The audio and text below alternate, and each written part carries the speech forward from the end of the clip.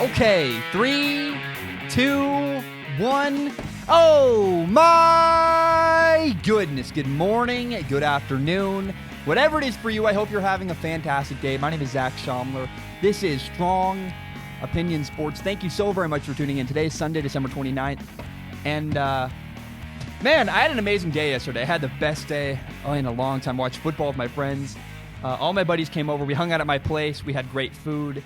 It was just amazing, and I want to say thank you so very much to all the people who watch and listen to Strong Opinion Sports.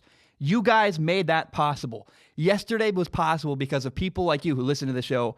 The space we were sitting at, the television we were watching the game on, the food we were eating, it was all paid for by Strong Opinion Sports, and that is the most crazy statement I could ever say in my entire life. I cannot believe it.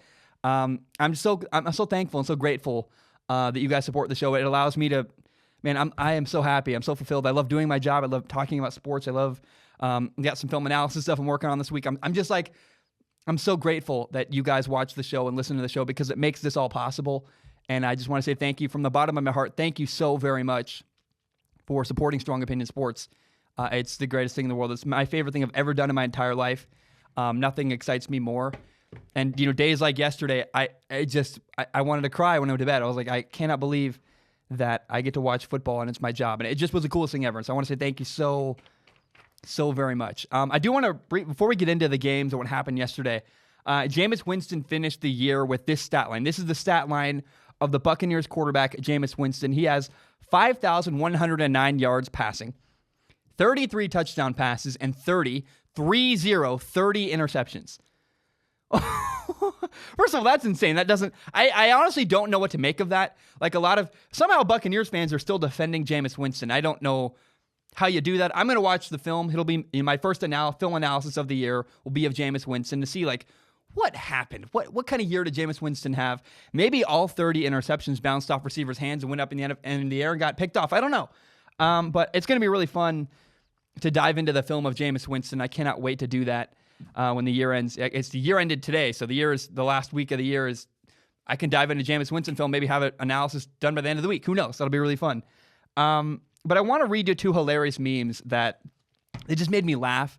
These are two memes about Jameis Winston and his season that me and my friends were hanging out yesterday and we're like, dude, did you see this? This is hilarious. So this is the first meme I want to read to you guys. It says, imagine Jameis Winston in other careers. Like he runs a daycare where you drop off your kid, and at the end of the day, it's either dead or fluent in Chinese. There's no in between, and it's 50-50 chance of getting either. I love that because that's the bizarre nature. I mean, maybe the point of a joke is to not explain it, but the bizarre nature of Jameis Winston to have over 30 touchdowns and over 30 interceptions. That's unbelievable. That's just the craziest, most horrible ratio I've ever heard in my life. It's just, I cannot believe it. I've never ever seen a player be so consistently positive and consistently negative. I mean, people are like he's the 8th quarterback ever in history to throw for over 5,000 yards, but his team had a horrible record. They didn't have a good year. They're not in the playoffs.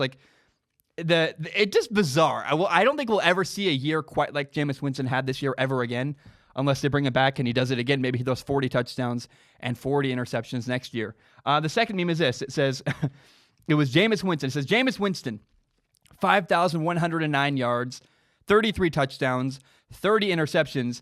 That is the football equivalent of walking into a job interview with a 3.9 GPA, 1,200 hours of community service, and 5 DUIs. I love it. I can't even... It just is hilarious to me. Yes, again, so weird and wildly inconsistent. And that meme, I want to let that meme lead us into the first topic of the day. Will Brinson tweeted this yesterday. Will Brinson tweeted, it says, Joe Burrow draft profile. Pros, he's a mobile quarterback. He's got a big arm and deep ball accuracy. Cons, he murdered an entire football team on live television. I love it. That's hilarious to me. Did anybody watch the Oklahoma LSU game yesterday? Oh my gosh. Of course we're going to talk about that. Let's jump into that as the first topic of the day. LSU beat Oklahoma 63-28. And there's a lot to talk about from this game. There are a lot of takeaways we have from really both quarterbacks is where I want to really gravitate towards. I love the position of quarterback. We learned a lot about both yesterday. But we got to start today first with Steve his name is harder. It's Ensminger. Steve Ensminger is the offensive coordinator at LSU. I don't know a lot about him, but I do know that in the morning before the game, here's what I know. I know he's been really successful this year, and I know that in the morning before the game, his daughter-in-law, Carly McCord, died in a plane crash the morning of their game against Oklahoma. I just want you to imagine your wife's son dies hours before this gigantic life event you have happening at your job. And you got to go to work. You got to go to work. And this person you've had at family get-togethers and you've married your son is now gone. That's horrifying. And not only did Steve Ensminger coach the entire game, he did a phenomenal job coaching the entire game. And I'm so glad, honestly, he had a game to coach after a loss like that. A couple years ago on a Monday night, my younger brother died. Tuesday morning, I went to work. And having Tuesday work to go to, having work to do actually really helped me. It held off the grieving process. It helped me function that day and get through that. And the minute I left work, I lost it. I just bawled. I was crying for hours about my brother. But because I had work to go to, it got me through the next day and helped me get through all that. And so when a death happens, it's actually really helpful to have something else like work to focus on for a little bit. It helps your heart stay stable. And then the minute it ends, I'm sure that Steve Ensminger just lost it the minute the game ended and they beat Oklahoma. LSU's offense went on a tear yesterday against Oklahoma. It was crazy. They just kept scoring and scoring and scoring and big play after big play. Like even in the third quarter, it was like 3rd and 7 and Joe Burrow throws like a 40-yard pass. You're like, of course. They could not be stopped yesterday against Oklahoma. Oklahoma could not guard LSU's receivers, and Joe Burrow was phenomenal. I mean, before halftime, there was a moment where LSU scored with, I think it was 4 minutes and 45 seconds left before halftime. LSU scored. The score was 42-14. My buddy Jared and I look at each other and we're like, wow, this game is 42-14 at halftime. Can you believe that? Just assuming that's going to be the score when halftime does come around. And lo and behold, a couple minutes later, LSU scored again. And in fact, the score at halftime was actually 49-14. It just bam, bam, bam. They kept scoring and getting chunk after chunk of yardage after yardage. It was crazy. I've never seen a team dominate on offense quite as well as LSU did yesterday against Oklahoma. And the star of the game for LSU, really the star of the whole game, forget LSU or Oklahoma, the guy who stole the show yesterday was Joe Burrow, the quarterback for LSU. He's a Heisman Trophy winner. It seems like he's a great dude, but also you got to acknowledge Joe Burrow is really good at football. I mean, oh my gosh. We'll start with his stat line. His stats are ridiculous. He was 29 for 39 passing, had 493 yards, 7 passing touchdowns, 0 interceptions, also had a rushing touchdown. That means that in total, Joe Burrow had 8 total touchdowns. And it's not all about the stats. To me, the cool part is how he got those numbers. It's the way he played that created those incredible statistics. Man, the dude was throwing the ball all over the place, incredibly accurately, into really tight windows. He was making NFL throws all over the place last night. He had one pass early in the game, deep down the left sideline, perfectly in stride over the shoulder, deep down the left sideline for a touchdown. I was like, wow, that's a perfect deep ball for a touchdown. And then later, literally like 2 drives later, he's on the run, he's rolling out to the right, and he throws a back shoulder fade down the right sideline deep for a touchdown. And I'm like, dude, this guy has pinpoint accuracy. I've been watching it all year, but last night just confirmed, yeah, if anyone still thinks Joe Burrow shouldn't be the number 1 overall pick, they're just wrong and they're silly. I don't understand it. Joe Burrow is incredibly well prepared. He always understands his matchups perfectly. He's incredible. I go back to this. I cannot believe that there are people that still doubt Joe Burrow. It just makes no sense to me. I had a guy go off on me the other day saying, Zach, Justin Herbert, the quarterback at Oregon, is way better of a pick than Joe Burrow. He said, from Justin Herbert, we have 3 years of consistently good play, whereas Joe Burrow, we only have 1 good year to go off of. And people don't understand that that's exactly why I believe in Joe Burrow. Did anybody watch Joe Burrow last year? Joe Burrow was not the same quarterback. He got better. Yes, he got a better coach. Everyone wants to talk about Joe Brady, this coach that came from the New Orleans Saints. He's a passing game coordinator. But it's not just coaching that made Joe Burrow better. Joe Burrow worked his butt off. His mechanics got better. His footwork got better. His preparation got better. He clearly does the work on his own to become and be the successful quarterback he is. He makes the right decision almost every single time. That's not just coaching. That's a guy on his own studying, doing the work. Justin Herbert at Oregon hit a ceiling. He just plateaued. He's been roughly the same quarterback for the last 3 years. We've not seen progression from Justin Herbert at Oregon. We've seen progression from Joe Burrow. Joe Burrow, if he goes to the right NFL team where he has good coaches and has a chance to succeed, he's going to keep getting better. The ceiling doesn't stop for Joe Burrow. He's going to continue to evolve and get better as a quarterback as he tweaks mechanics and gets better at decision-making and finds other ways he can improve his game. And Joe Burrow, people keep saying Joe Burrow doesn't have the arm strength we'd like him to have. Joe Burrow's arm is perfectly strong. Yes, I acknowledge Joe Burrow doesn't have the same amount of arm strength as Patrick Mahomes, but that's so rare. There's like 2 guys, Josh Allen, Patrick Mahomes, Jacob Eason in the draft. They have the 3 strongest arms, maybe Matthew Stafford, like I've ever seen. That's it. There's no one else has arms like that. Joe Burrow is good enough. And, yes, arm strength, I would actually agree, is the weakest point of Joe Burrow's game. But it's not like he's bad. He's great at everything. Arm strength is just the thing he's least great at. Does that make sense? It's not like he has bad arm strength. His arm strength is there. And then you got to acknowledge Joe Burrow is incredibly accurate. I've never seen a college quarterback actually more accurate than I did yesterday against Oklahoma. I was like, this dude is pinpoint accurate everywhere, throwing the ball into really tight, really small windows. And he makes incredible decisions. Decision-making, accuracy. Joe Burrow gets it. And the dude can move around. And I'm not talking about running the ball. Joe Burrow's not a running quarterback.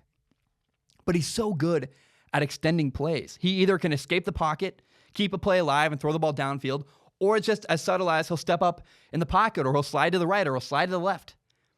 He's okay when things don't go perfectly. When a play breaks down and things don't go perfectly, he can still succeed. Joe Burrow just calmly adjusts and makes plays. That's what he does. He's calm. He handles it well. There's an emotional center point that Joe Burrow has. I think Joe Burrow, my dad and I were talking, I think Joe Burrow would be fun to travel with, because when you travel and things go wrong, like you miss your train, or you're late for dinner, or your hotel doesn't give you what you need and you got to go find breakfast because there's no free breakfast like you thought there was.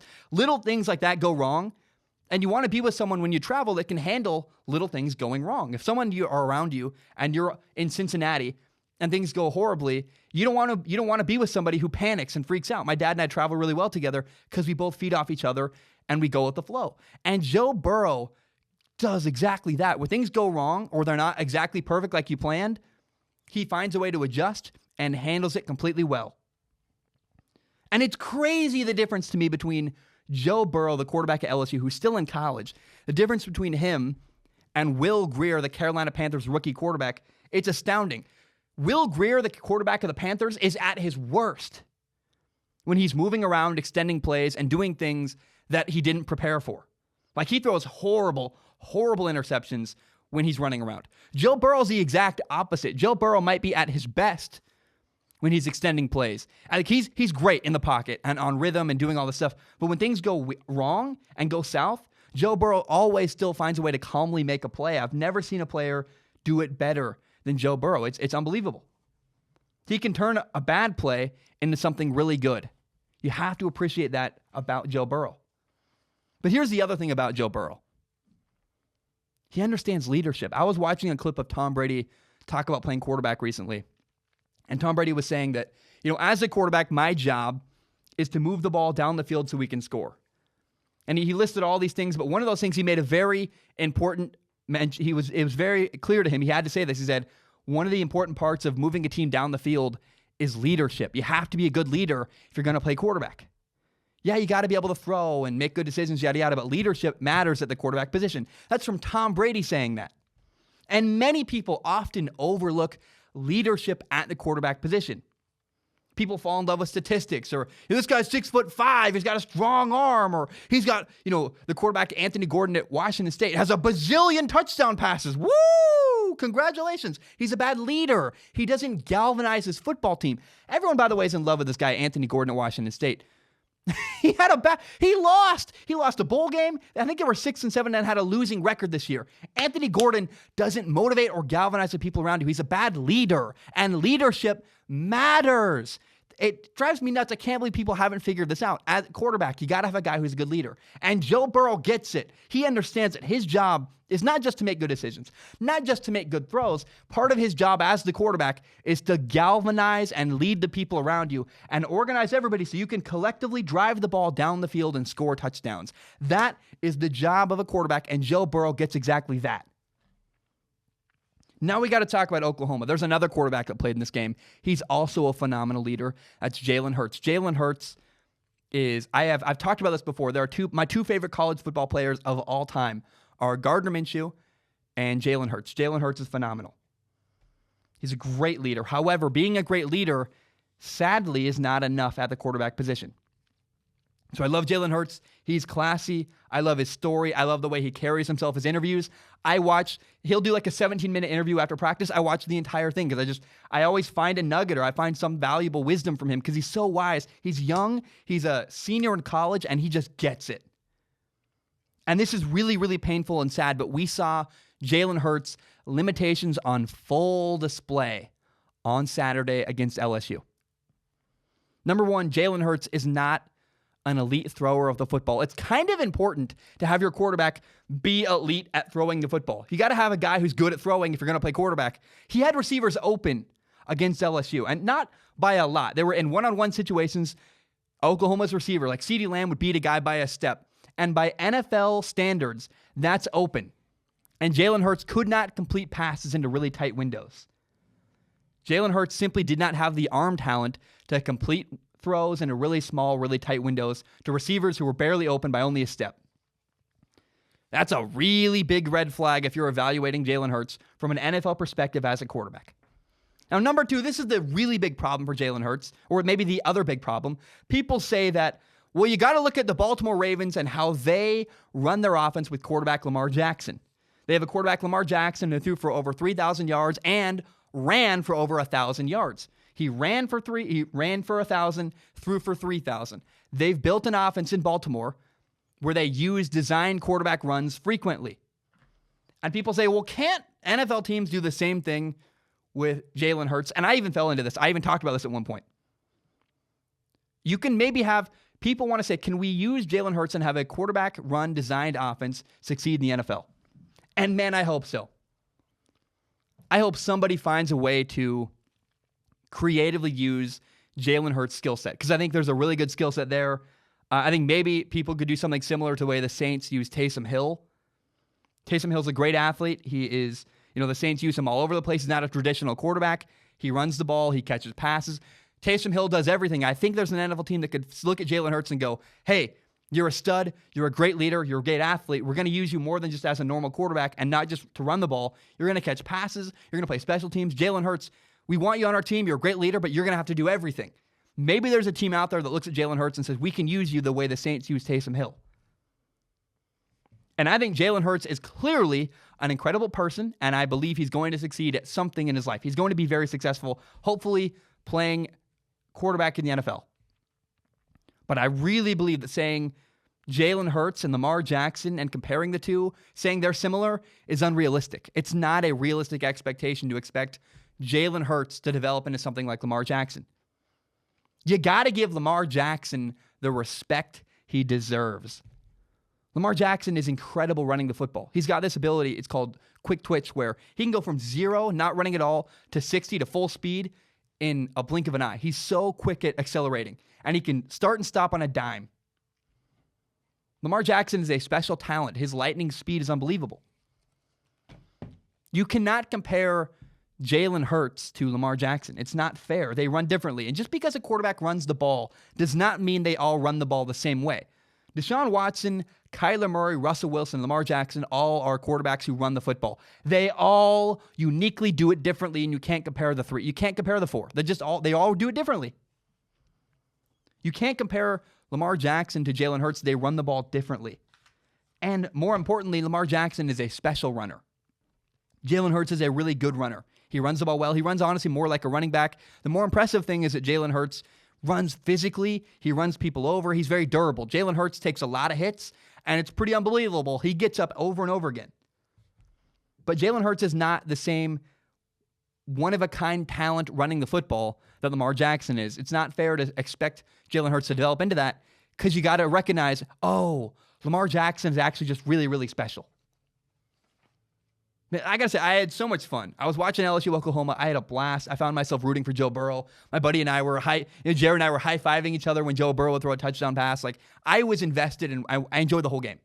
And I felt like really I was watching a special performance from a special quarterback. Joe Burrow, I don't think I'm ever going to see a performance quite as dominant as we saw from LSU against Oklahoma last night from a court. It was just like, this is one of those things, you just got to shut up, sit down, and let the good man create art. It was special. It was really fun to watch from Joe Burrow. And I have to say, I felt really bad for Oklahoma fans. I know a guy named Francis. He follows me on Instagram. I was like, man, this is now 3 years in a row that Oklahoma has lost in the college football playoff. And this loss was actually the worst of all of them. They lost badly to Alabama last year. This one was somehow worse. And so I feel bad for Oklahoma. I was excited about LSU and Joe Burrow, I felt really bad for Oklahoma fans. I'm sure their hearts were pretty upset watching your team lose. And also, I got to end it this way. I got to say, I really hope that Joe Burrow enjoys his time playing with good teammates and good coaching around him because he's about to go to the NFL. And if the Bengals draft Joe Burrow number 1 overall and he decides to go play for them, then he's going to struggle tremendously.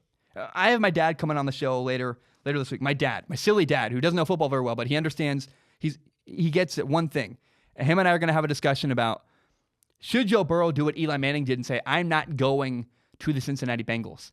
I refuse to play, because they can't force him to play for them. They could draft him, and he can literally say, hey, I'm not doing it. I'm not going to play for a bad franchise. Joe Burrow has the power to do that. We'll talk about that later this week. It'll be really fun. But Joe Burrow better appreciate and understand how lucky he is to have great teammates and great coaching at LSU, because he might not have that in the NFL if he indeed gets drafted by the Cincinnati Bengals or even another really bad franchise that's just doom and gloom in the NFL. Now for the second game of the day. Clemson beat Ohio State 29-23. And man, this was quite the game. It was really, really cool. It was really enjoyable to me to watch Dabo Swinney, who is, Clemson's head coach. It was fun to watch Dabo Swinney's interview after the game. In the postgame interview, he said it felt like a championship game. The back and forth, the emotion of the game. And he even said, it was a shame that one of the teams had to lose. He credited Ohio State a lot, said their fight was awesome. I thought that was really, really classy. And I'll be totally honest, I felt like Ohio State blew it against Clemson. I thought Ohio State, they screwed up and they cost themselves a victory. At halftime, the score was 16-14. At halftime, Ohio State was beating Clemson 16-14. And when we got to the halftime score, and my friends and I look at each other, we're like, "Are you kidding me? That's the score. How in the world is Clemson still in this game?" We could not believe that Clemson was still alive at this point. You got to understand, Ohio State had multiple long drives where they drove all the way down the field only to get stopped in the red zone. Multiple times Ohio State had long drives. These are, I'm going to read them to you. We had a 10-play drive where they spanned 71 yards, a 10-play, 71-yard drive. All they got out of it was a field goal. Ohio State had another drive, 7 plays, 75 yards. All they got was a field goal.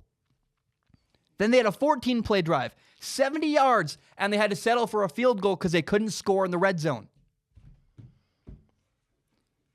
And then there was a point where Ohio State led 16-0 with 7 minutes before halftime, and then bam, Clemson turned it on. Suddenly their offense scored 2 touchdowns in a hurry, and it's at halftime, it was 14-16. And let me tell you, in the half-game interviews for both head coaches, Ryan Day, Ohio State's head coach, looked shell-shocked. He looked panicky. He was making excuses. He was complaining to the interviewer. He just did not look composed at all. Ryan Day looked completely defeated and horrified, even though, by the way, at that point, he was leading by 2 points in that game. Ryan Day did not look like a coach who was winning a football game. He looked like he was down 50-0 at halftime. So Ryan Day looked like he just lost all his composure and was horrified that they'd let Clemson come back. And at that point, Dabo Swinney, Clemson's head coach, looked poised. He looked ready to finish the fight. He looked like he was ready to go. And it's so funny to me. Ohio State fans are blaming, There were two things that you can talk about, two talking points if you want, to say that Ohio State got screwed. You could say, well, Ohio State had a player ejected because of a targeting call.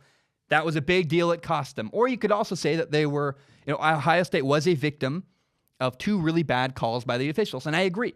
There was a call where it was a pass interference that was really blatant, that was not called in favor of Ohio State. They got screwed. And then there was another play where Clemson fumbled. Ohio State picked up and ran for a touchdown. They called it an incomplete pass instead of a fumble. That really hurt Ohio State. And you can talk about those three moments all you want. Ohio State got screwed, but you have to acknowledge adversity seemed to rattle Ohio State. And people need to stop making excuses for that football team. Ohio State scored 4 times in the first half. 4 times, and they only got 16 points out of it. Field goal in the red zone. They couldn't score. Imagine the difference if instead of leading 16-0 with 7 minutes left going into before halftime, what if Ohio State had been leading 28-0? That would have been a much different story. The truth is that Ohio State allowed Clemson to hang around, and then they allowed themselves to get beat. Ohio State blew it. No one likes hearing that. Ohio State fans are going to be mad at me for that. But to go to the red zone 4 times and only get 16 points, it's a big deal. And you can credit Clemson's coaching if you want, right? Do it if you want. But man, you also got to acknowledge Ohio State did not take care of business the way they should have. And by the way, in moments when they needed to, Clemson stepped up. They were ready. They were ready to make plays in big moments. Their quarterback, Trevor Lawrence, is not known for running the football. He's a pocket quarterback. This guy had a 67-yard touchdown run. The quarterback, who's a pocket quarterback, not known for running the football, had a 67-yard touchdown run. Oh my gosh, he rose to the moment. When Clemson was given opportunities, they took advantage of it. Unlike Ohio State, who repeatedly blew opportunities. Ohio State's quarterback, Justin Fields, had 2 interceptions, and the second interception was not his fault. However, even that interception that was not his fault still reflects on the fact that Ohio State seemed rattled. It starts at the top. Ryan Day, their head coach, appeared to be losing composure at halftime. I was like that. And then you watch the rest of the game on the sideline. He's always complaining or throwing stuff. His body language was awful on the sideline in the second half for Ohio State. Ryan Day, the head coach, it starts with him. But then in a critical moment at the end of a game, a really important down, Ohio State's losing, they need to score. An Ohio State receiver decided to do his own thing. He broke off his route early. Justin Fields threw the ball where he was supposed to be. The receiver wasn't there. It led to an easy interception for Clemson. Ohio State got rattled.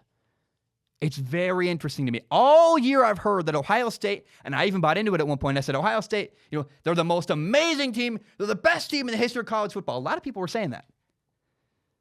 And, we all, myself included, kind of wrote off Clemson. We said, well, Clemson, they dominated a really bad conference.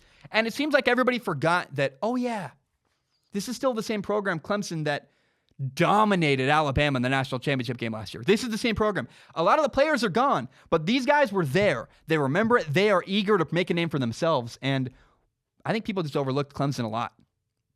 And Ohio State, you got to acknowledge, they had opportunities. They blew it. They were in the red zone a lot. They had interceptions.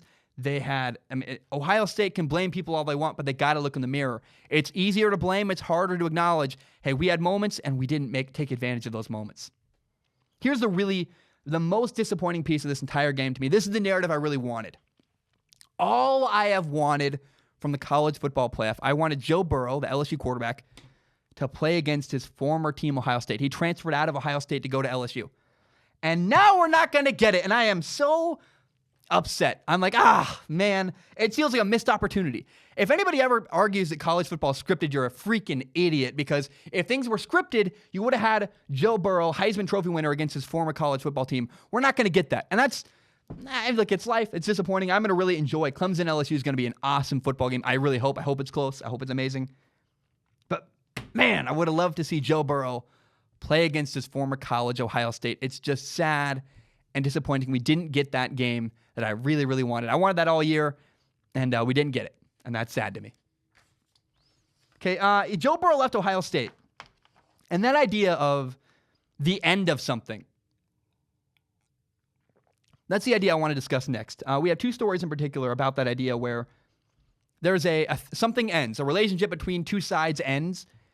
And, we're going to talk about Baker Mayfield, and we're going to talk about Marshawn Lynch. I want to start with Marshawn Lynch. Tonight, the Seattle Seahawks and the San Francisco 49ers are going to play against each other. They have a huge game. And the headlining story to me is the return of Marshawn Lynch, the Seattle Seahawks running back. Marshawn Lynch left Seattle on what appeared to be bad terms. It was at the end of the 2014 season when the Seattle Seahawks and New England Patriots, they played each other in the Super Bowl. And on the 1-yard line, the Seahawks decided to throw the ball instead of run with Marshawn Lynch. If there were an interception, they lost because of that decision. And, Marshawn Lynch played one more season in Seattle, then he peaced out. He left. He went to Oakland to play for the Raiders, his hometown team, before he ultimately retired. And I live in the Northwest, and regardless of reality, it felt like the Seattle Seahawks and Marshawn Lynch ended on really bad terms. Like it was bitter and it wasn't good. Honestly, the truth is that maybe it wasn't that way. Right? Marshawn Lynch is very private. He doesn't give the media a lot. Maybe he really just wanted to play for his hometown team before he retired. It's possible that perception of that situation was far worse than reality. But the perception is this.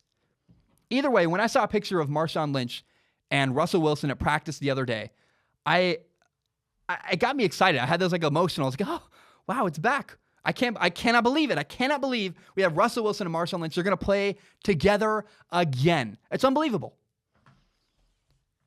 And I know I skipped over something. In case anybody missed it, the Seattle Seahawks were decimated by injuries at running back. They gave Marshawn Lynch a call, said, hey, do you want to come out of retirement to play for us? He said yes. Marshawn Lynch came back to play for his old team. And I know that divorce analogies are a little bit cliche, but if you've ever been through a divorce or if your parents have ever divorced, you know the gravity of what I'm about to say is that if you have divorced parents, you can relate to this. My parents' marriage ended really messy and really badly. They had a kid die. It was just bad. It was a mess. Things were bitter and ugly. And so the thought of my parents together on a date years later, hilarious. That's just, no way, not going to happen. To me, that's a hilarious thought. The thought of my parents, my dad's remarried, my mom's in a new relationship. The thought of them ever getting back together is just hilarious. It's not going to happen. And so when I saw that picture of Marshawn Lynch and Russell Wilson at practice, I had that same feeling as I probably would feel if my parents got back together. It's just crazy. It's like, what? You got to appreciate, I don't know what's going to happen in the game tonight. I have no idea. Maybe Marshawn Lynch gets hurt. Maybe Marshawn Lynch has 400 yards and 20 touchdowns. I have no idea what's going to happen with Marshawn Lynch. But regardless, you have to appreciate the fact that it happened at all. The fact that they seem to bury the hatchet and get back together. That Marshawn Lynch and the Seattle Seahawks, they're together again. He's playing for them again after that brutal, what appeared to be the perception was his horrible ending. That's like my parents in 10 years getting remarried. You're like, no way. I can't believe that. It's just not going to happen. And to me, I just wanted to share that the ridiculous, wild nature of the fact that Marshawn Lynch is back with the Seattle Seahawks. It's just unbelievable. It's really cool. I'm excited to talk about whatever does happen. We'll see what happens. It's going to be really fun to watch tonight. But man, the fact that Marshawn Lynch is back at all is pretty ridiculous, pretty wild, and pretty cool. Okay, Baker Mayfield is the quarterback of the Cleveland Browns. He's had a pretty rough year. He did not live up to expectations on the field. And I think Baker Mayfield's really, really talented. I love him. I'm a big fan of his. I know that's controversial. I don't care. I think his story is interesting to me. I think Baker Mayfield's a guy I tend to root for. It's just really fascinating to me. And I think he's really talented. I think his arm strength, his accuracy, it's all there. The tools for him to be a successful quarterback are there. And not to mention, you got to acknowledge, Baker needs a better head coach. Freddie Kitchens, not the answer in Cleveland. The Browns need to get a better coach, maybe someone who can mentor Baker Mayfield a little bit. But I think Baker tends to get in his own way. This is why Baker's so attractive to me. He tends to get in his own way a lot. Here's the history of Baker Mayfield. As a freshman in college, Baker Mayfield walked on at Texas Tech University. He ended up playing. It was their day one starter. He broke freshman records at Texas Tech, which is a big deal because that's a team, Mike Leach was there at one point. The passing records there are crazy. And Baker Mayfield set records and yet still was not given a scholarship after the year ended. He got hurt, and it seemed like the coaching staff wanted another quarterback. It's debatable what really happened, but the rumor is that Baker Mayfield wasn't given a scholarship, even though it's pretty clear he deserved one. So Baker left. He went to Oklahoma, and he walked on to Oklahoma, and he developed a chip on his shoulder. He was phenomenal. And he's an underdog who made it. Baker Mayfield is a 2-time walk-on in college who won the Heisman Trophy. Unbelievable. It's a cool story. I don't know how you don't listen to that story and go, wow, it's amazing. He walked on, didn't have a scholarship, earned a scholarship, won the Heisman Trophy, became what's called, the Heisman is literally the best player in college football. That's Baker Mayfield. Wow. Undersized guy too. That's really cool. And then Baker Mayfield became the number 1 overall pick in the NFL draft. And to me, once someone wins a Heisman Trophy and then becomes the number 1 overall pick in the NFL draft, they're no longer an underdog. And that story, it's hard to convince me the guy who's had a bunch of success recently, he's still an underdog. I don't buy it. The story doesn't work anymore. And I've finally figured out my disconnect where I'm slightly uncomfortable with Baker Mayfield. That chip on his shoulder makes him seem bitter, and I think it's unhelpful to him. So number 1, he leaves Texas Tech, and he leaves on bad terms. He trashes them. Things didn't end badly in college, and Baker Mayfield transferred. And then earlier this year, there was a moment where Baker Mayfield was talking about the Texas quarterback, Sam Ehlinger. And he's like, I don't like Sam. Sam and I, we hated each other. He went to my rival high school. He just seemed bitter. And it's like, why are you holding on to this thing from the past? And I've learned recently that moments in life are like chapters. Like, whether it's positive or negative as an experience, when it ends, let it go. Learn from it, move on. Let things be. The worst thing you can be in life is just bitter and still holding on to this thing from like 20 years ago. And there's a moment where in Baker Mayfield's career, at the end of last year, his rookie season, he had some success. He played really well. They won some games. He threw a bunch of touchdowns. And in Cleveland, when that happened, the expectations were raised. Suddenly, Baker Mayfield, like he's got Jarvis Landry, Odell Beckham Jr., some good receivers around him. He's had some success in the past. Expectations for Baker Mayfield were raised, and he was no longer the underdog on paper. And I really believe success can screw with your head.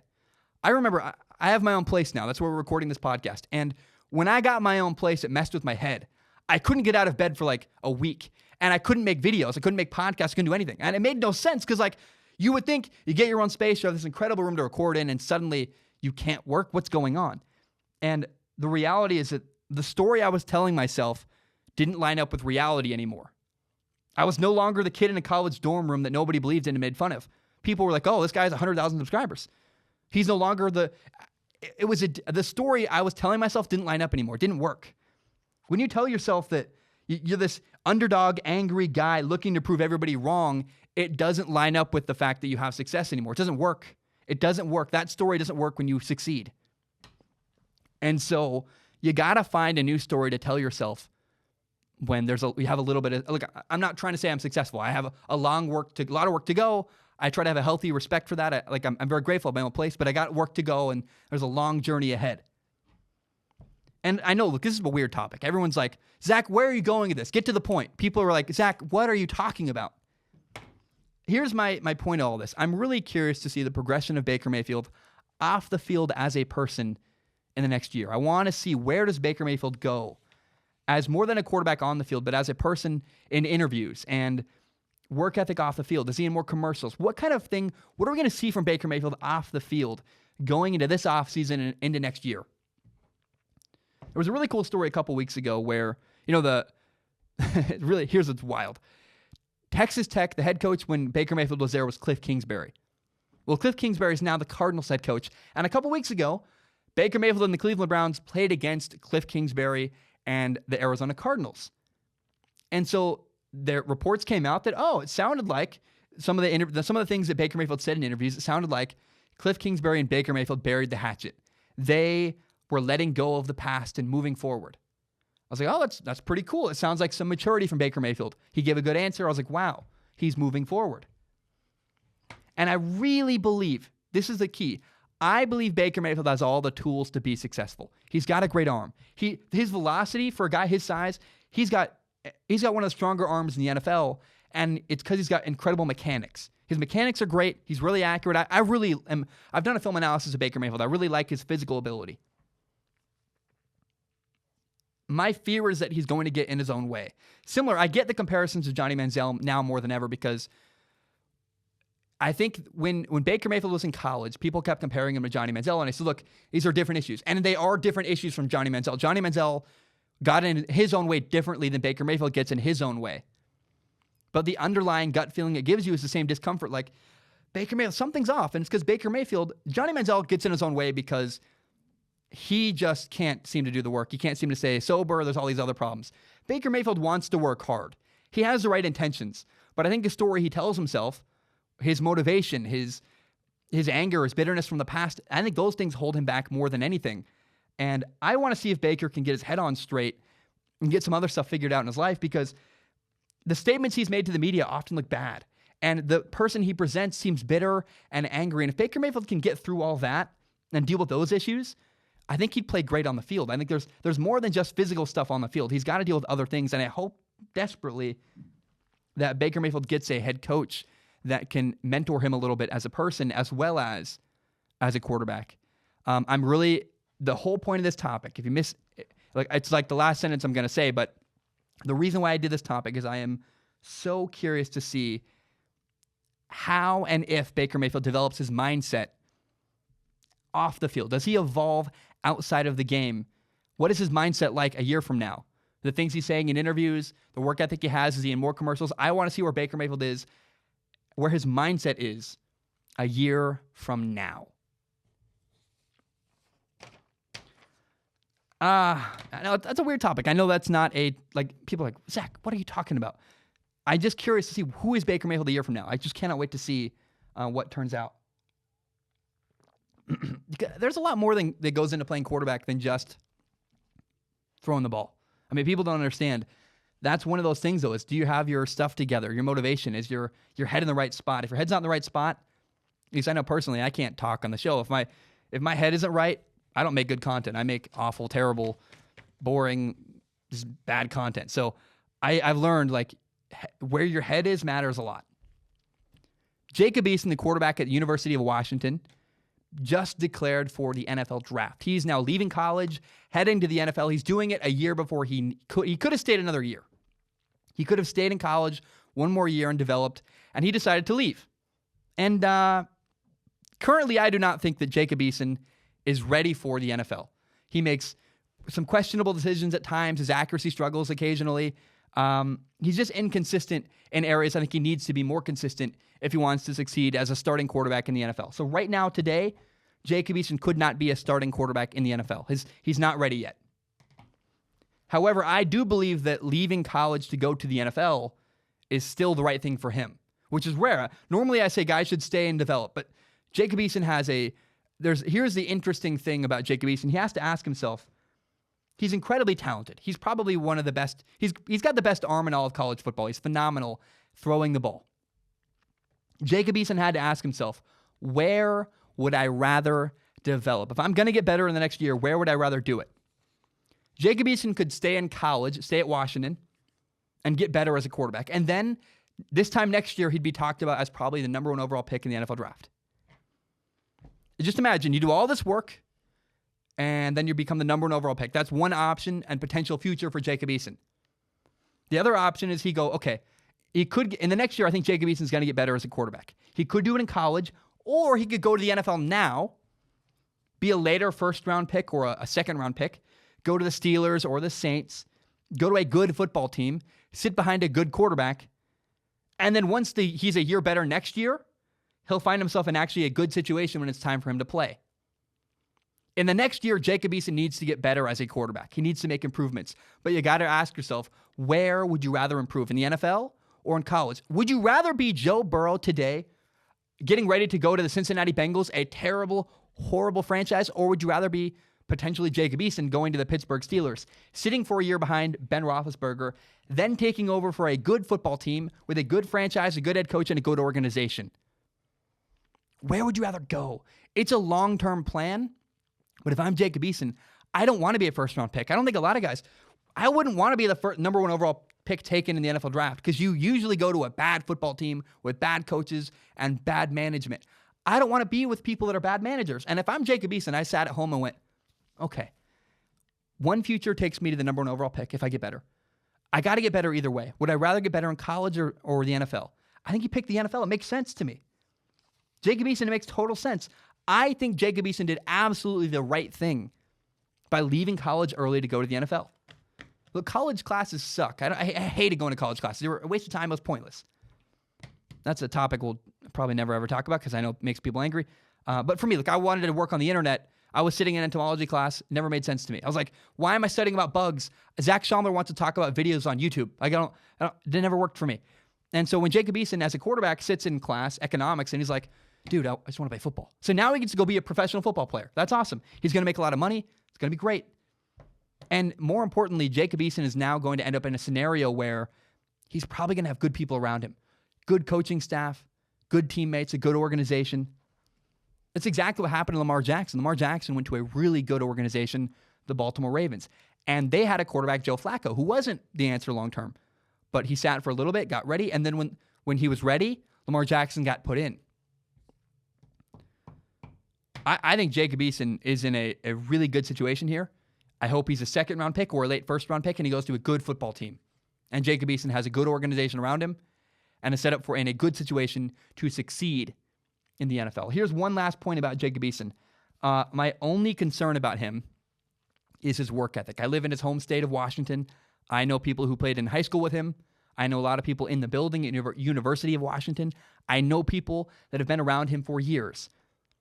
They all say one thing. They all say their concern about him is his work ethic. They're all a little bit hesitant.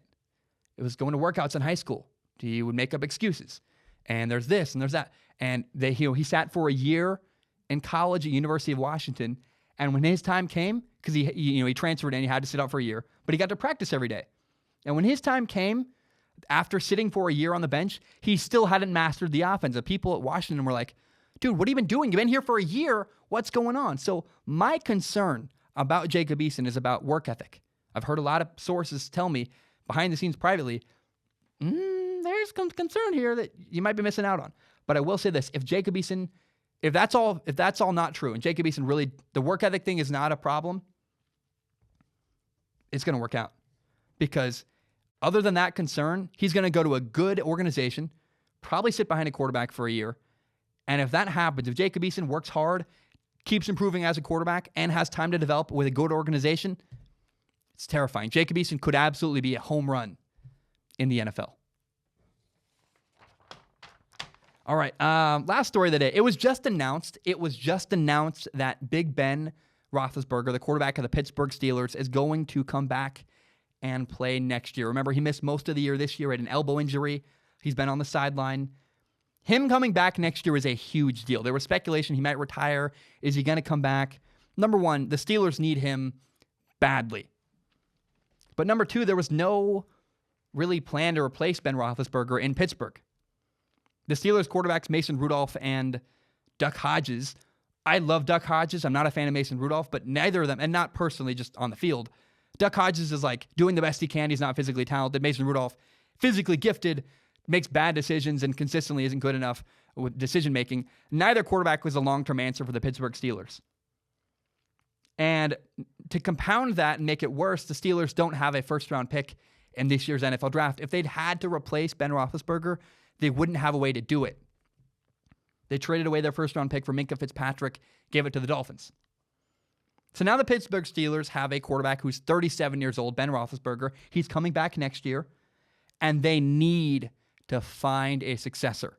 The good news is this. Jordan Love and Jacob Eason are living and breathing. They're going to be in the NFL draft. They're both not ready to play immediately in the NFL. They're going to fall in the NFL draft a little bit. They're probably talent-wise, arm strength and accuracy, things like that, they're first-round talent that needs to be honed. They need to have, there's things behind the scenes, and they need to have better preparation. They need to have better decision-making, things like that. But if you can get a quarterback like that to come to your franchise who's really talented, do what the Chiefs did with Patrick Mahomes, let him sit for a year, then come in the next year and play well, that's possible. But Jacob Eason and Jordan Love are a great answer for the Pittsburgh Steelers. They should try to find a way to draft him. So I'm pointing out there is a chance because Ben Roethlisberger is coming back, and even though they don't have a first-round pick, the things might fall into place that the Steelers can work out pretty much perfectly for them, where they can go from Ben Roethlisberger and seamlessly transition to the next guy, whoever they draft in the future. So when I saw Ben Roethlisberger was coming back, I just went, oh, thank goodness. Thank goodness for the Pittsburgh Steelers. I know Steelers fans must have been relieved. They seriously need to find a successor to Ben Roethlisberger in Pittsburgh. I am so happy that he didn't retire. The Steelers, remember, he sat out all year, had an injury. A lot of people thought Ben Roethlisberger was going to retire. The Steelers are so lucky that he did not. All right, guys, that's all I have. Thank you so very much for tuning in. Remember, at the end of the show, I do this one segment every single time. It's really important to me. If you're struggling, go get help. Nearly 4 years ago now, my younger brother committed suicide, and it was heartbreaking, and I learned 2 really painful lessons. Number 1, if you're struggling, go get help. My brother never shared his struggles. I went into his bedroom on a Monday night, found him dead on the floor. No one had any idea it was coming. He never reached out for help, and that's awful.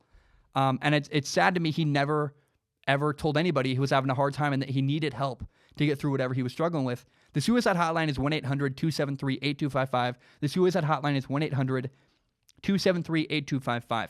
Here's the other lesson, though. It's really painful. I didn't do enough as his brother.